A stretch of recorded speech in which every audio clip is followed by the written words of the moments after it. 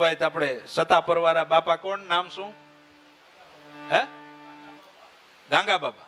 હા, જો એ મને વાત કરતા હતા કે ન્યાય થઈ ગયા છે અને એનું મૃત્યુ થયું અને આ બની ગયેલો ઇતિહાસ. ધામમાં ગયા, નાનું ગામ ગોંડલ પાસે સતાપર ગામ છે નાનું, અને ધામમાં ગયા.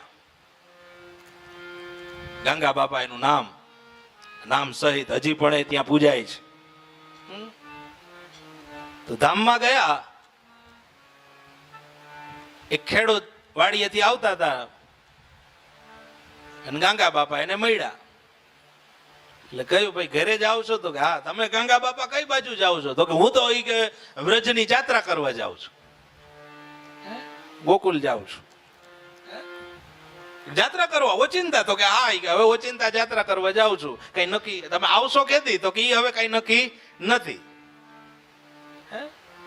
યાત્રા કરવા જાઉં છું, આવશો કેદી ઈ નક્કી નથી. આટલા જ સમાચાર દઈ અને પછી એમ કહ્યું કે હવે હું એક વાત કહેતા ભૂલી ગયો છું છોકરાઓને, એટલે તમે ગામમાં જાવ છો ને? તો કે હા. તો મારા છોકરાઓને કહેજો કે ઘરની અંદર એક દિવાલમાં એક ચરુ દાટેલો છે, આ સાઈડમાં છે, એ ત્યાંથી ખોદી અને એ ચરુ લઈ લેજો ને એ ચરુમાં મેં જે કાંઈ પૂંજી જમા કરી છે એ ચરુમાં બધી છે.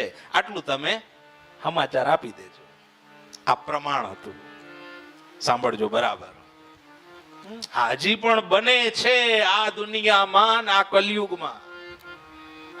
સતયુગ દ્વાપર ત્રેતાની વાતો નથી બાપ, આ કલયુગની વાતો છે. અને હજી આ વસ્તુ બને છે, આ વસ્તુ છે. અને થોડાક દૂર આયલા ને ખેડૂત ગામમાં આવ્યા, ત્યાં તો બધા વાતો કરવા માંડ્યા. ગંગા બાપા તો એ કે સીધા આવી ગયા. હોય નહીં કે મને હમણાં હામાં મળ્યા કે, પણ કે આ રહ્યા કે જો આ દેહ છે. ઓહો, આટલી જ વારમાં હમણાં મને સામા મળ્યા. અને આ કેમ બન્યું?